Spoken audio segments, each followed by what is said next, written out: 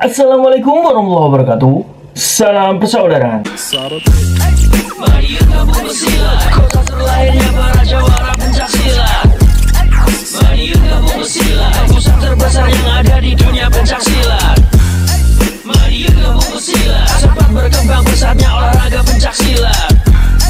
Mari gabung bersilat, di sini tempat para pemberani bukan penjilat. Sugeng Ejeng dulur-dulur, selamat pagi. Semoga hari ini menjadi berkah buat kita sebenarnya apapun yang kita lakukan. Semoga diberikan kemudahan oleh Tuhan Yang Maha Esa. Pada pagi hari ini dulur-dulur, kembali ke segmen sharing bersama Bima ANF. Dan kali ini Bima ingin mengajak dulur-dulur semua untuk bahas sebuah permasalahan yang menjadi perbincangan hangat, terutama dari dulur-dulur kita kalangan dunia pencaksilat. Jadi di sini kembali dari wilayah Tulungagung ya, yang sejak kemarin selalu memberikan informasi dan berita yang cukup menghebohkan dulur-dulur kita. Seperti halnya berita yang kita terima kemarin, yaitu adalah akan dilarangnya kegiatan pencaksilat oleh pemerintah Tulungagung dulur-dulur. Kali ini muncul lagi berita yang kita terima dulur-dulur, yang kita kutip dari Tribun Jatim, yaitu kesepakatan yang dilakukan oleh para pengurus 10 perguruan silat di Tulungagung yang akan membubarkan komunitas dan pecat anggota yang terlibat tawuran. Jadi ini mungkin adalah salah satu solusi yang dirasa harus dilakukan oleh para pengurus perguruan dan organisasi di wilayah Tulungagung, karena di wilayah Tulungagung ini memang statistik tawuran atau terjadinya bentrokan antar perguruan pencaksilat itu sangatlah tinggi dulur-dulur. Jadi tidak ada solusi lain, dihimbau selalu terjadi lagi, dihimbau selalu terjadi lagi.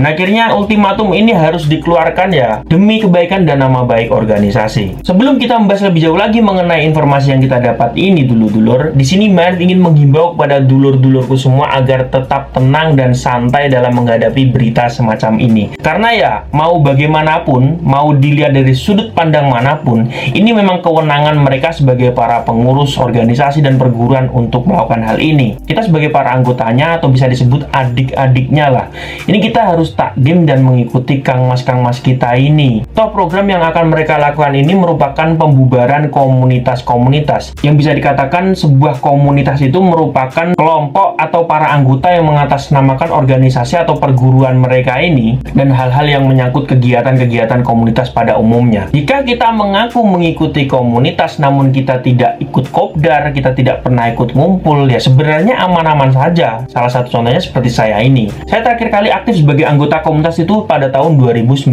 dulur. Dan 2019 hingga ke sini saya aktif di organisasi. Dan atribut-atribut komunitas saya pun masih dan tidak saya buang. Seharusnya prinsip kita ini, komunitas ini merupakan sebuah wadah atau ajang untuk beradu kreativitas saja, atau untuk seru-seruan lah minimal. Jangan diperjuangkan atau bahkan dikembangkan. Karena adanya komunitas ini ya karena kita dikumpulkan dalam salah satu wadah, yaitu adalah perguruan atau organisasi kita ini. Jika kita mengembangkan komunitas secara berlebihan, melebihi mengembangkan organisasi, itu berarti konsepnya sudah salah dulur-dulur. Jadi adanya larangan dari para pengurus ini sebenarnya apabila kita tidak terlalu condong pada komunitas, kita tidak terlalu merasa memiliki komunitas, itu sebenarnya kita tetap santai-santai saja. Dan yang berikutnya adalah apabila ada anggota yang terlibat tawuran, ini akan dipecat. Bahasanya gimana dulur-dulur? Kalau dipecat ini terlalu kasar. Ini mungkin menurut saya ini adalah bahasa dari berita sih. Lebih tepatnya kalau di organisasi itu adalah dinonaktifkan ya. Jadi dipecat sama dinonaktifkan itu berbeda dulur-dulur.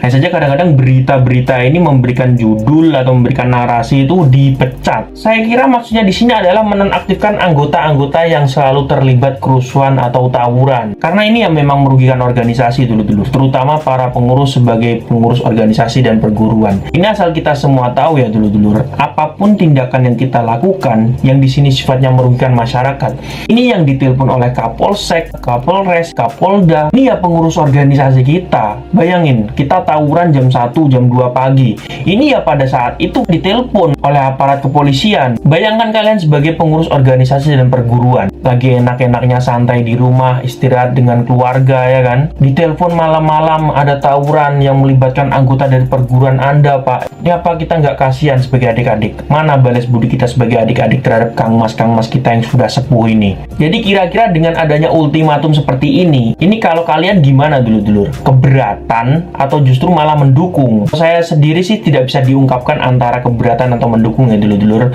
karena saya pribadi juga pernah merasakan tergabung dalam komunitas, dan alhamdulillah efek yang saya dapat dengan bergabung dalam komunitas ini kebetulan positif, sehingga saya bisa aktif kembali dalam organisasi atau perguruan saya. Tapi memang kalau kita lihat di Jawa Timur ini dulur-dulur, ini efeknya banyak negatifnya dulur-dulur, karena banyak dimanfaatkan oleh oknum-oknum yang tidak bertanggung jawab. Ini disebabkan karena filterisasi dari anggota-anggota komunitas yang masuk ini dulur-dulur. Ini sangat kurang dulur-dulur. Bahkan komunitas ini sifatnya merangkul semua golongan tanpa membeda-bedakan dari mana Anda berasal, ya kan, latar belakang Anda apa, background Anda apa, track record Anda bagaimana. Yang apabila kita berpikir lebih jauh lagi, itu sebenarnya dampak negatifnya akan sangat besar. Karena dengan dia bergabung dalam komunitas ini dan kita tidak tahu track record dia ini seperti apa, ya kan, latar belakang dia ini seperti apa, bisa jadi niat dia bergabung dalam komunitas ini buruk.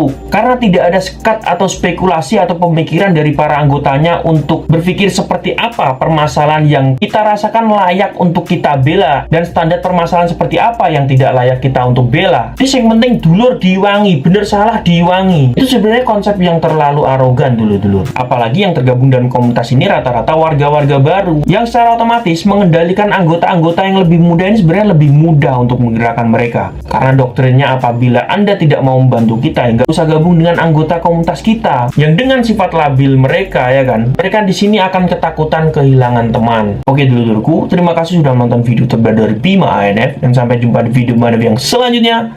Salam persaudaraan. Mari gabung bersilat, kota terlahirnya para jawara pencak silat. Mari gabung bersilat, pusat terbesar yang ada di dunia pencak silat. Mari gabung bersilat, cepat berkembang pesatnya olahraga pencak silat. Mari gabung bersilat, di sini tempat para pemberani bukan penjilat.